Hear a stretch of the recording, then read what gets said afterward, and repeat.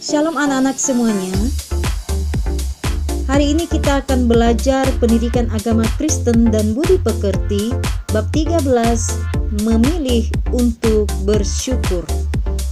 Bahan Alkitab terambil dari Ratapan 3 ayat 17 sampai 26, Habakuk 3 ayat 17 sampai 19, dan Efesus 5 ayat 1 sampai 4. Indikator hasil belajar yaitu pertama, siswa memahami bahwa bersyukur adalah pilihan, bukan keterpaksaan. 2.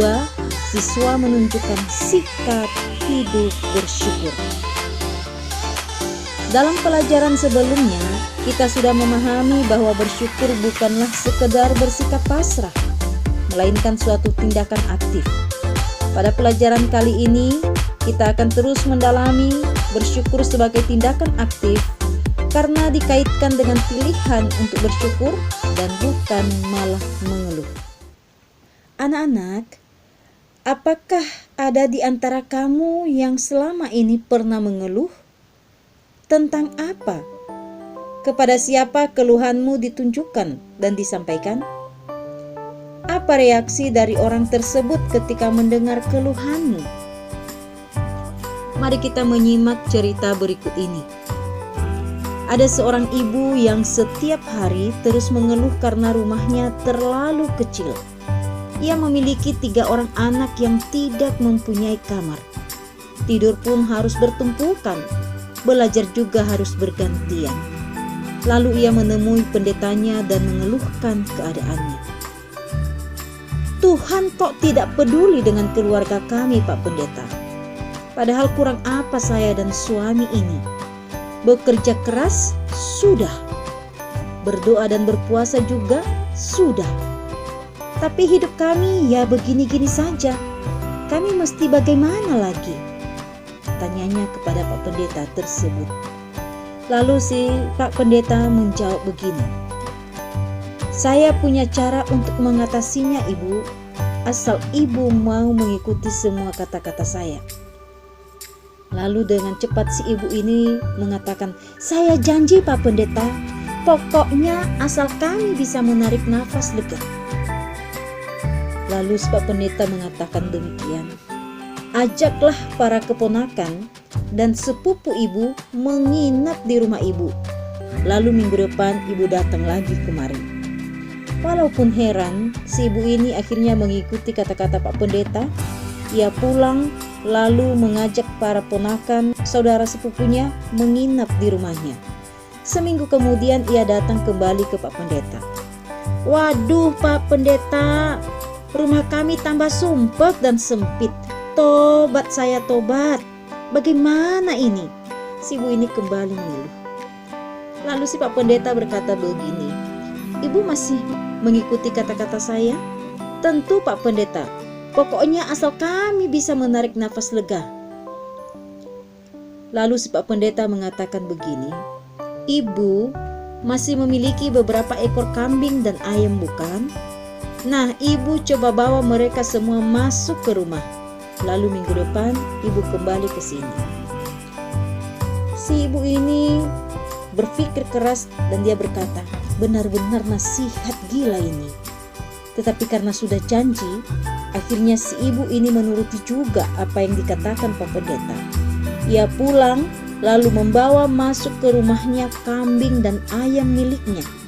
Seminggu kemudian ia datang lagi ke Pak Pendeta dengan wajah yang tambah kusut maut. Pak Pendeta, rumah kami tambah tak karuan. Bukan hanya sumpek dan sempit, malah jadi bau dan kotor. Sekarang apalagi nasihat Bapak? Tanyanya putus asa. Lalu si Pak Pendeta menjawab begini. Nah sekarang ibu pulang deh. Semua keponakan dan sepupu pulangkan ke rumah mereka masing-masing. Kambing dan ayam kembalikan ke kandang. Lalu si ibu ini kembali ke rumahnya. Dia menurut apa yang dikatakan oleh Pak Pendeta. Dia pulangkan keponakan dan sepupunya. Lalu dikembalikan ternak ke kandangnya.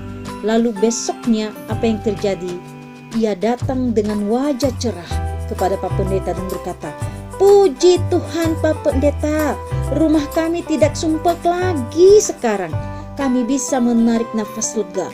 Puji Tuhan, si ibu ini sangat gembira sekali dengan kondisi rumah mereka yang sudah merasa lega. Nah anak-anak, berdasarkan cerita di atas, kita diminta untuk memilih dalam kehidupan ini. Memilih untuk berkeluh kesah atau bersyukur atas rahmat-Nya Tuhan.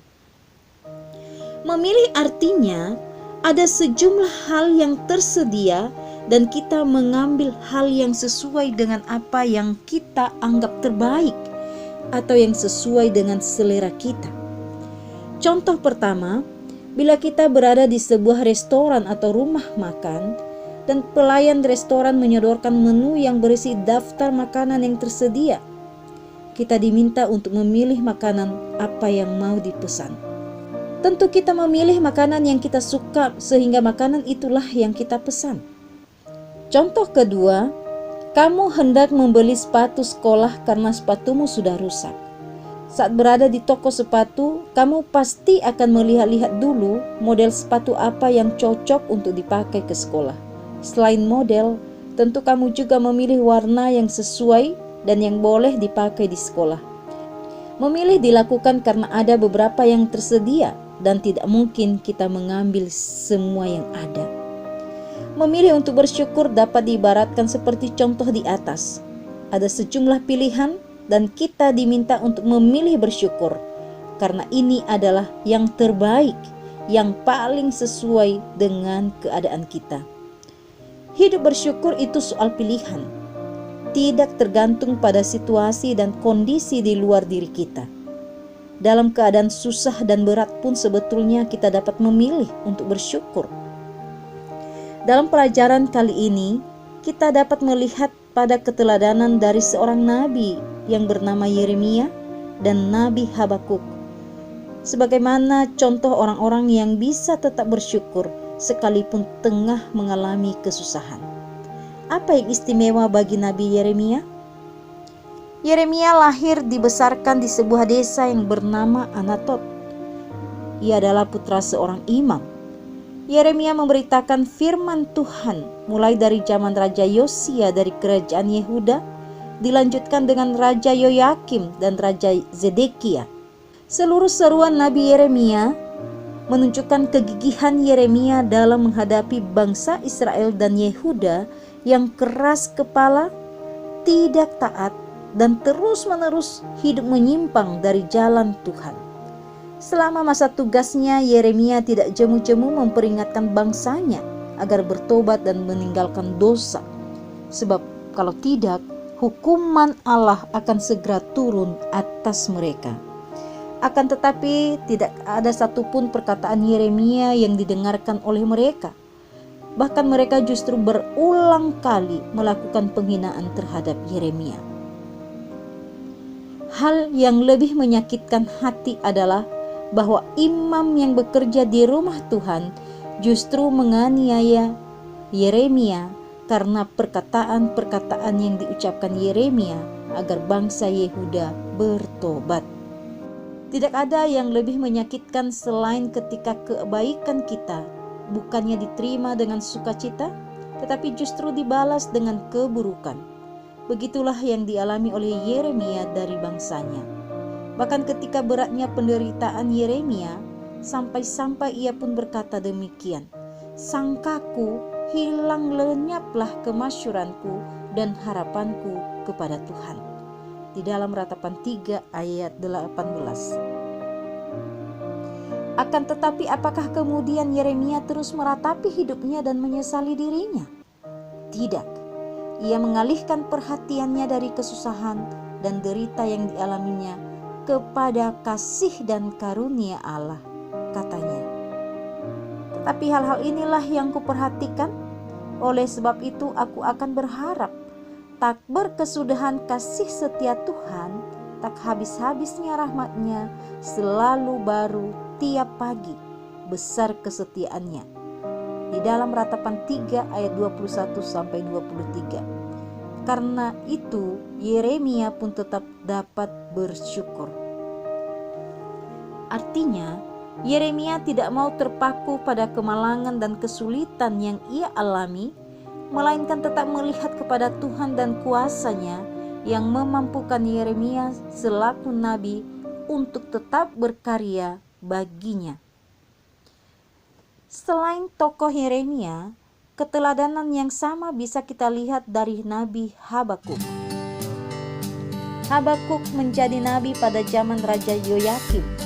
Raja Yoyakim adalah seorang raja yang jahat, karena itu Tuhan tidak berkenan kepadanya. Ia menjadi penyebab bangsanya terjerumus ke dalam jurang kehancuran. Habakuk hidup dalam keprihatinan karena bangsanya, bangsa Yehuda, tidak hidup dalam kebenaran. Sebaliknya, kelakuan mereka penuh dengan kejahatan, ketidakadilan, pemberontakan, dan berbagai pelanggaran hukum lainnya. Padahal telah berulang kali mereka diminta bertobat dan meninggalkan dosa-dosa mereka, tetapi mereka tidak menghiraukannya. Habakuk tidak lantas menjadi putus asa atau kehilangan sukacita. Imannya kepada Tuhan tidak goyah, dan ia juga tetap bisa menyatakan rasa syukurnya. Dalam Habakuk 3 ayat 17-19. Anak-anak, bagaimana kita bersorak-sorak bila kita hanya memikirkan begitu banyak kesulitan yang kita alami? Perhatikanlah bahwa yang dilakukan oleh Nabi Habakuk adalah bersorak-sorak di dalam Tuhan. Karena Tuhan adalah sumber kekuatan Habakuk dan juga sumber kekuatan kita semua. Apa yang kita pelajari dari Habakuk dan Yeremia sehingga mereka bisa tetap bersyukur walaupun hidup mereka susah? Hidup bersyukur tidak tergantung pada situasi dan kondisi di luar diri kita. Dalam keadaan susah dan berat pun sebetulnya kita dapat memilih untuk bersyukur. Nabi Habakuk dan Nabi Yeremia adalah contoh orang yang dapat tetap bersyukur walaupun mereka tengah mengalami kesusahan. Mereka tidak patah semangat dan mengeluh dalam penderitaannya. Ada 4 hal yang dapat kita lakukan untuk belajar selalu bersyukur meskipun dalam hidup yang berat sekalipun. Yaitu pertama, fokuskan pikiran pada kasih dan karunia Tuhan. Lihat sekeliling kita, selalu ada hal yang bisa kita syukuri. Kedua, jangan mengeluh. Buanglah kata-kata negatif dari mulutmu. Sebaliknya, selalu ucapkan kata-kata yang positif dan membangun semangat. Kata-kata yang kita ucapkan besar sekali pengaruhnya kepada hati kita. 3. Lakukan hal-hal yang baik dan berguna bagi orang lain. Ketika masalah dan kesusahan datang, jangan pasif. Jangan biarkan diri kita jatuh pada sikap mengasihani diri sendiri. Ketika kita berbuat kebaikan pada orang lain, kita bisa merasakan kegembiraan. Hal keempat, membuat catatan harian tentang hal-hal yang kita syukuri dari hari ke hari. Biarlah melalui pelajaran hari ini, anak-anak semakin memilih untuk bersyukur di dalam hidup kalian, bukan mengeluh. Selamat menikmati hidup dalam ucapan syukur. Tuhan Yesus memberkati.